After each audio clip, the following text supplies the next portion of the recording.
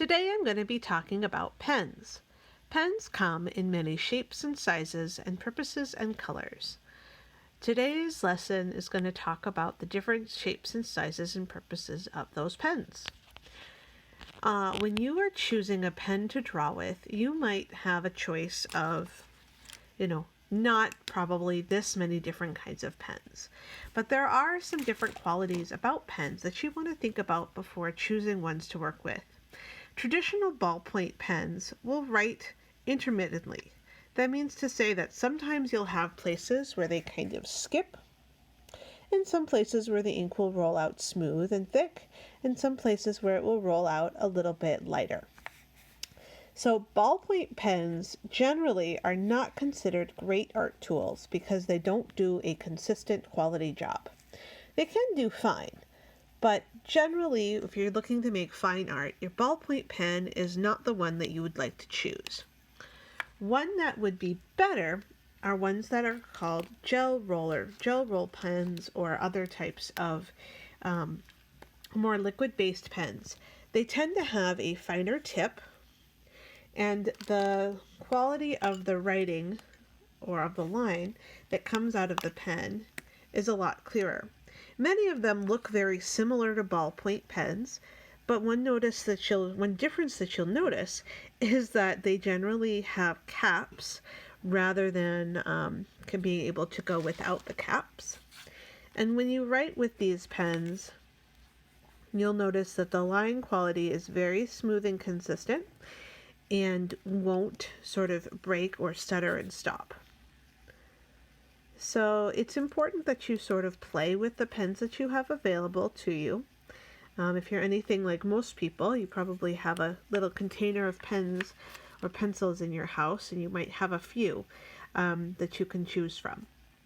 So test them out on a scrap sheet of paper and see which one works well. You can also look at your pens on the side to learn a little bit more about them.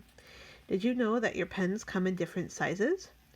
So this one is called a pen, and it's a V7. If you rotate the pen around, you'll notice that there's that writing. So this one says fine.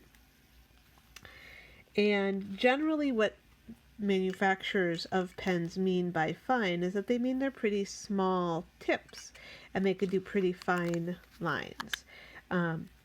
There are larger and smaller sizes available for most of these types of pens. So like this one, you'll see it's a 0.7 millimeter ball. But this one, which is a 0.5 millimeter ball. And so this line, compared to some of these other lines that we have on the paper, let's see how it does. You might not have noticed a difference, but it is quite a bit thinner. So that's kind of nice. So there's usually a fine and an ultra fine. Even Sharpies come in different sizes. So this one is an ultra fine, or this one is an extra fine, versus this one is an ultra fine. So you see the difference of that tip? One's almost like a marker tip, and the other has a little metal nib on the end. The line quality is pretty close to the same. And then there's, of course, your standard marker fine tip Sharpie. Quite a bit thicker, right? There's even Papermate flare markers. These can be pretty nice and can create some pretty fine lines, which are nice. There are lots of different kinds of Sharpie and pen type of tools out there that you can use to create quality artwork with.